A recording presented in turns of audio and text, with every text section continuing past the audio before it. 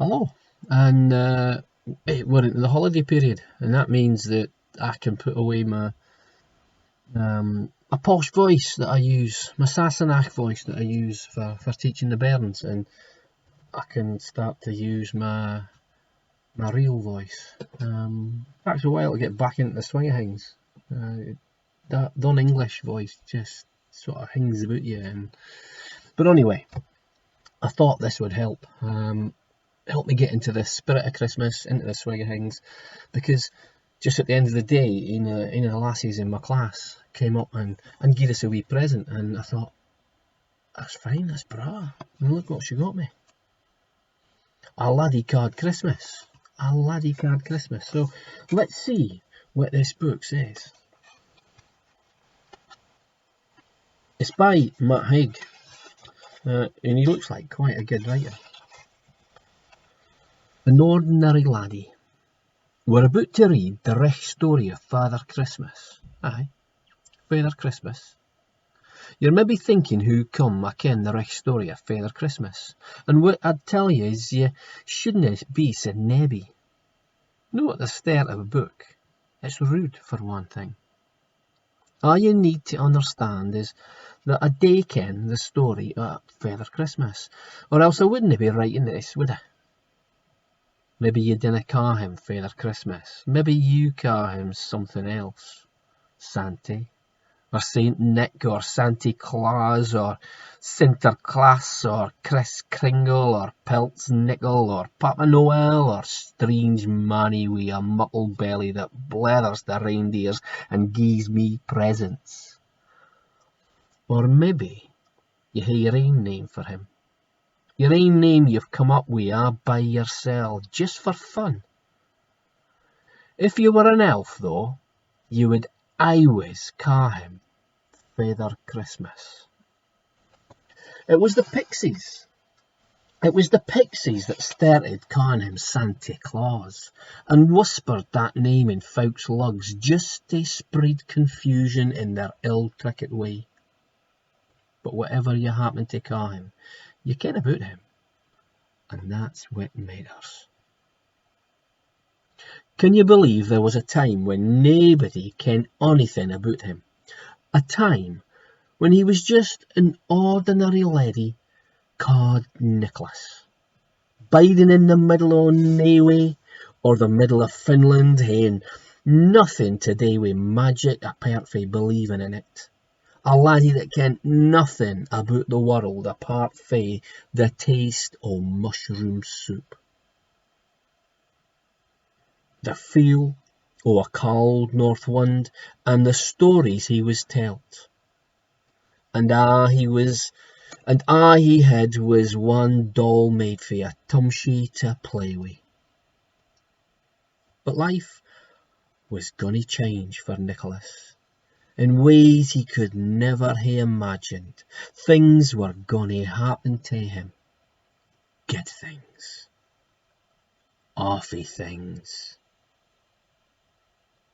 Impossible things.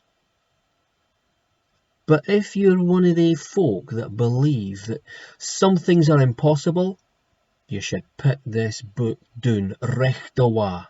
It is definitely no for you, because this book is hoaching with impossible things.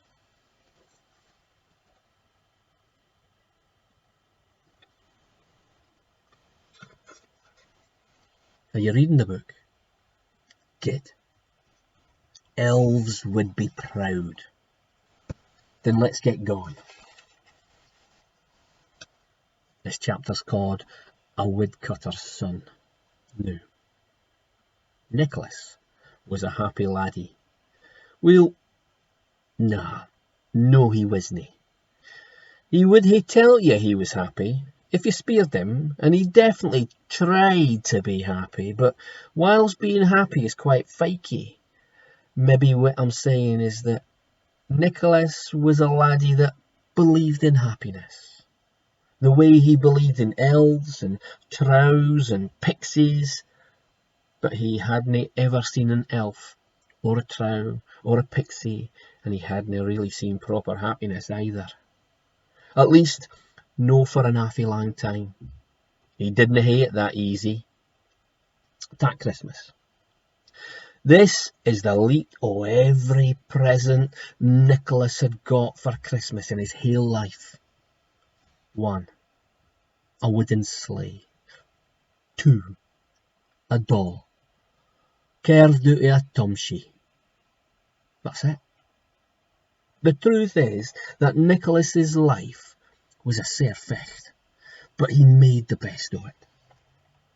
He had nae brothers or sisters to play with, and the nearest toon, Christy Nankopunky, was a long way off. It took even longer to get to than it did to say it.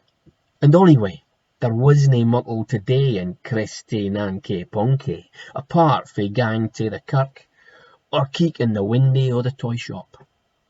Da! Look! A wooden reindeer! Nicholas would sob, as he pressed his neb against the glass of yon same old toy shop. Or, look! An elf doll! Or, look! A soft cuddly doll of the king! And once he even speered, "Can I get one?" He keeked up at his father's face, a long and thin face with thick bushy eyebrows and skin rocher than auld shoon in the rain. "You ken what that costs?" said Joel, his father. "No," said Nicholas. And then his father held up his left hand, finger streached. He only had 4.5 fingers on his left hand because of an accident with an axe. Oh, an awful accident. Hundreds of blood.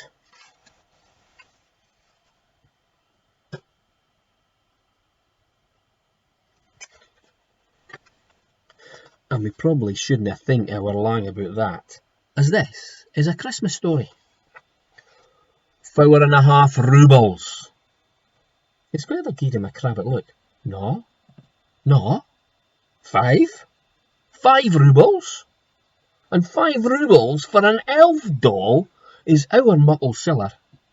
You could buy a cottage with that. I thought cottages cost 100 rubles, da. Dinna you try and be smart with me, Nicholas.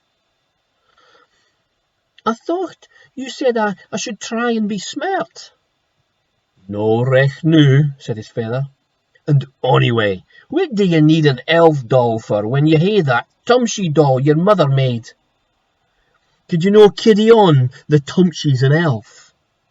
Aye, da, I will, Nicholas said, because he didn't want his father gone all crabbit again. Dinna worry, son. I'll work awful hard so that one day I'll be rich and you can hae all the toys you want, and you can hae a real cuddy with your own coach and ride into town like a king and a prince. Dinna work o'er hard, da, said Nicholas. You need to play sometimes and I am happy with my tumshie doll. But his father had to work hard, chopping wood a day and every day. He worked as soon as it was licht to when it was dark. The trouble is, we bide in Finland, his father explained, on the day our story starts. Does anybody know bide in Finland? Speered Nicholas. It was morning. They were heading out into the forest, gone by the old stone well that they couldn't look at. The ground was white with a thin stour of snow. Joel carried an axe on his back. The blade glistered in the cold morning sun. "Ah," said Joel, "some folk bide in Sweden, and there's about 7 folk bide in Norway, maybe even 8. The world is a muckle place. Say, what's wrong with biding in Finland, da?" Trees. Trees? I thought you liked trees. That's why you chop them down. But there's trees always. Say, nobody pays muckle siller for. Joel stopped, turned around. What is it, Da? What is it?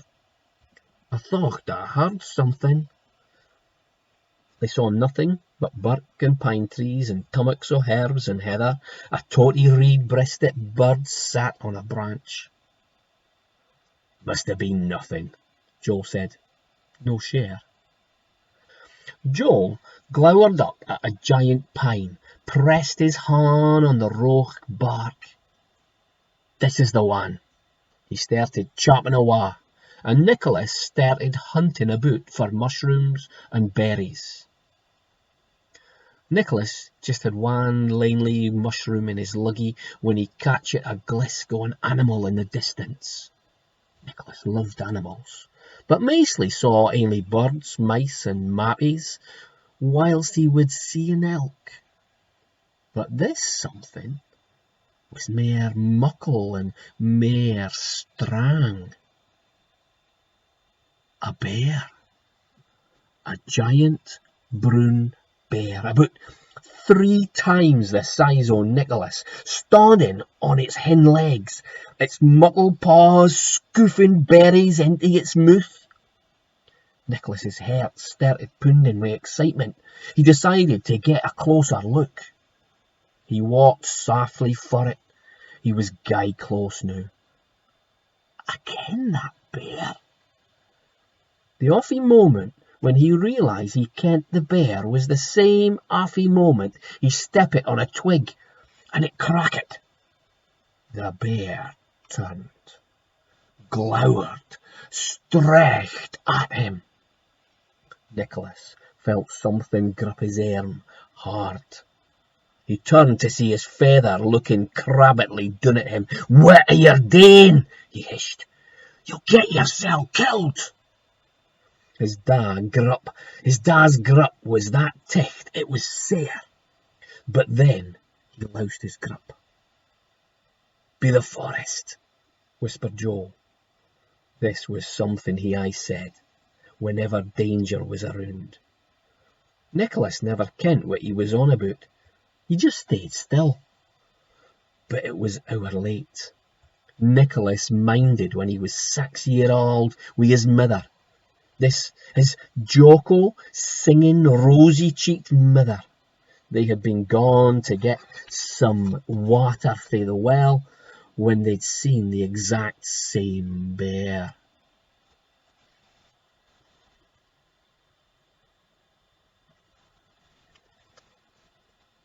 His mother had told Nicholas to run back to their bothy, and Nicholas had run.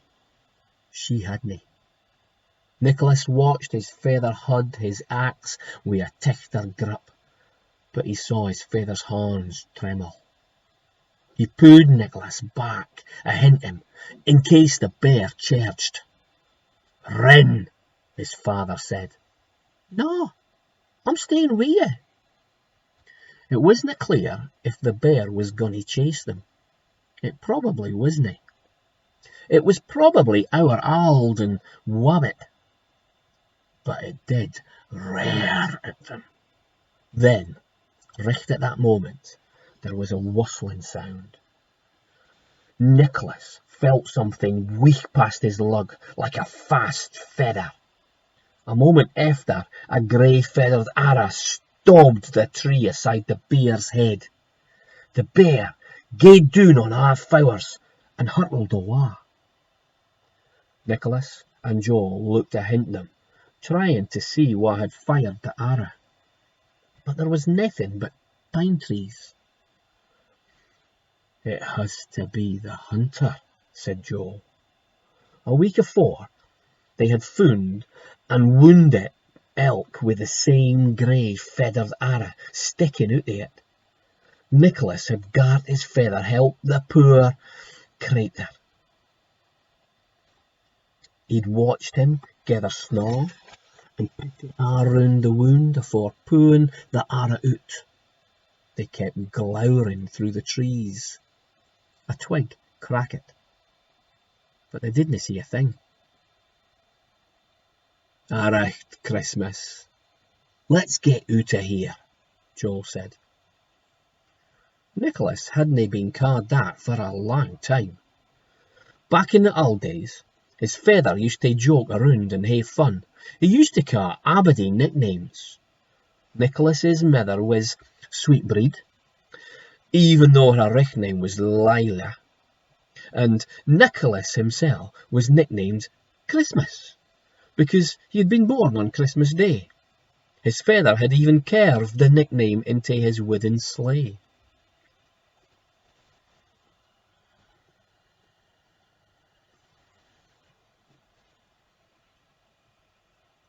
Will you look at him, Sweetbreed, our wee Laddie Christmas?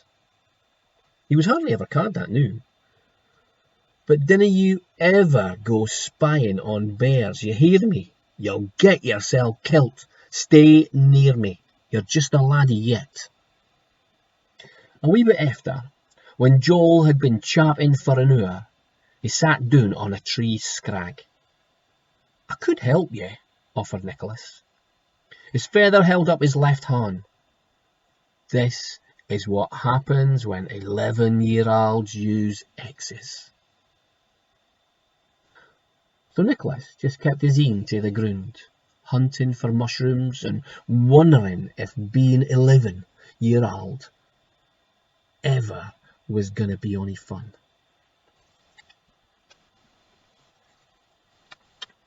The next chapter's called The Bothy and the Moose. The bothy, where Nicholas and Joel stayed, was the second smallest bothy in the whole of Finland. It had one room just. So the bedroom was the kitchen and the living room and the bathroom. Mind you, the bathroom had no bath. It didn't even have a cludgy. The cludgy was outside and was just a muckle deep hole in the ground. The house had twa beds, with mattresses stapped with straw and feathers. The sledge was always kept outside, but Nicholas kept his Tumshy doll aside the bed to mind him of his mother. But Nicholas wasna fashed. It didn't really matter who we a house was if you had a muckle imagination. And Nicholas spent his time daydreaming and thinking about magical things like pixies and elves. The best part of Nicholas's day was bedtime, because this was when his father would tell him a story. A wee brown mouse that Nicholas ca'd Micah would snoove into the warmth of the bothy and listen and Well, Nicholas liked to think that Micah was listening, but really he was just yucking for cheese, which took an awful lot of yucking, for Micah was a forest mouse, and there was nae coos or goats in this forest, and he hadna ever seen or smelled cheese, let alone tasted it. But Micah, like a' mice, believed in the existence of cheese, and kent it would taste awfully good if he ever got the chance. Anyway, Nicholas would lie there in the happy snodness of his bedclothes and lugging closely to his father's stories. Joel always looked wabbit. He had rings under his een. He seemed to get a new een every year, like a tree. "Now," said his father that night, "what story would you like the next?" "I'd like you to tell me about the elves." "Again? You've been telled about the elves every night since you were 3. "Oh, please, Da, I like to hear about them." So Joel told a story about the elves of the far north that bide ayond the only mountain in Finland, a secret mountain that some folk doot isn't even there. The elves bide in a magical land, a snow-covered clachan called Elfhelm, surrounded by wooded hills. "Are they real, Da?" Nicholas speered. "Aye. I've never seen them," his father said, but I believe they are. I believe it with all my heart, and whiles believing something is as good as kenning it. And Nicholas agreed. But Mika the moose disagreed, or he would have done if he could understand. If he could understand, he would have said, "I'd rather taste real cheese than just believe in it." But for Nicholas, it was enough. "Aye, da, I can believe in it is as good as kenning. I believe the elves are friendly. Do you?" "Aye," said Joe, "and they wear brightly coloured clays." "You wear brightly colourful clays, da?" Now this was true, but Joel's clays were made fae cast-off cloots he got for free fae the tailors in town. He had made himself a multi-coloured patchwork trousers and a green sark, and, best of all, a muckle lang reed bonnet with a white furry rim and a fluffy white cotton touree. Och, aye a day, but my clays are getting old and thrummy. The elves' clays always look sprang new, and he stopped right there. There was a noise outside, and a moment after came 3 hard chaps on the door.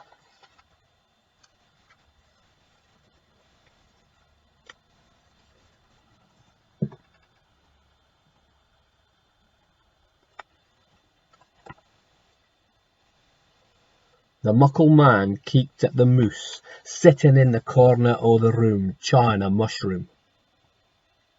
"I dinna like you," said Mika, glowering at the man's muckle shoon.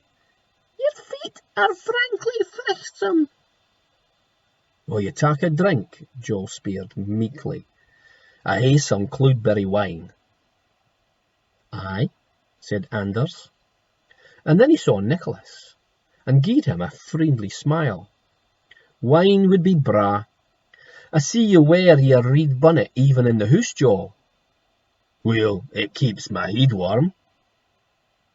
"Cloudberry wine," thought Nicholas, as Joel brocht down a bottle that was hiding in the top of the kitchen press. He didn't ken his father had ony cloudberry wine. Fathers were mysteries. "I've come to speir for your help," said Anders. "Speir awa," Joel said, pouring out 2 cups of wine. Anders took a sook, then a gulp. Then he scoofed the hale cup. He dichted his mouth with his muckle right hand. "I want you to do something for the king."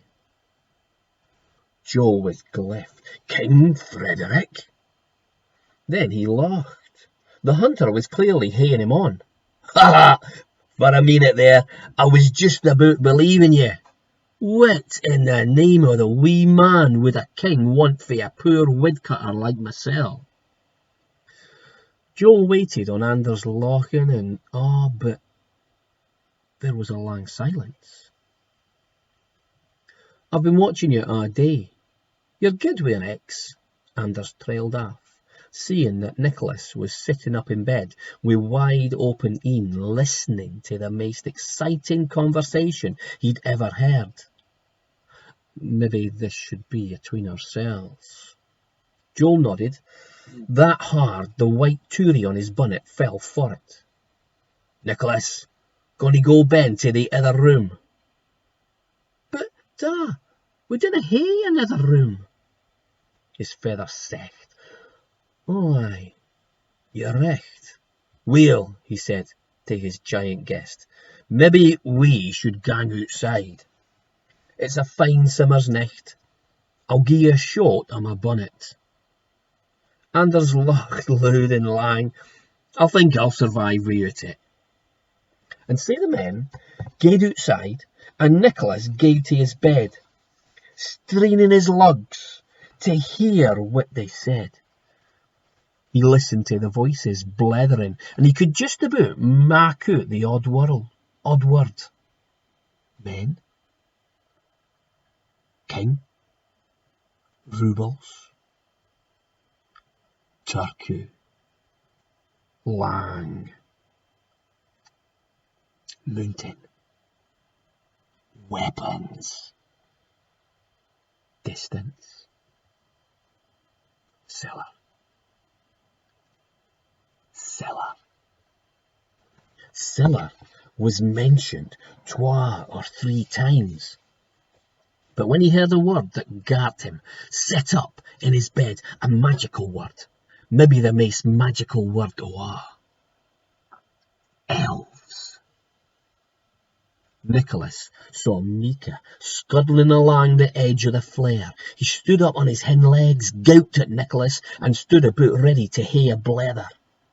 Well, he looked about as ready as ony moose that's about to hae a blether, which means he didn't look it at all. Cheese, said the moose, in moose language. I hae an awfully bad feeling about all this, Mika. Mika keeked up at the window, and Nicholas thought his totty dark een seemed fashed wi' worry, and that his neb was twitching nervously. And if I canna hae cheese, I'll scoff this honking old vegetable crater instead. Mika turned to the tumsy doll lying by Nicholas's bed and took a bite out of it. Oh, that was a Christmas present, said Nicholas. I'm a moose. You think I gie a hoot about Christmas? Ha! said Nicholas again, but it was hard to be crabbit wi' a moose, so he let Mika carry on, chawing the tumsy doll's lug off. The men stayed outside the window for a long time, talking distant words and drinking cloudberry wine, as Nicholas lay there, worried in the dark, with a bad feeling in his belly. Mika had a bad feeling in his belly and but that was what you get for scranning raw tumsy. Good night, Mika. I think in future I'll just stick with cheese, said Mika. And Nicholas lay there with an awful thought. The thought was this: something bad is gonna happen. And he was right. It was. Well, that's a braw start to the story. I'll see if anybody listens to it. If I get any comments, I will do some more of the story. Okay, so I hope you enjoyed it. Hope you understood it. But it was braw. It was awfully good.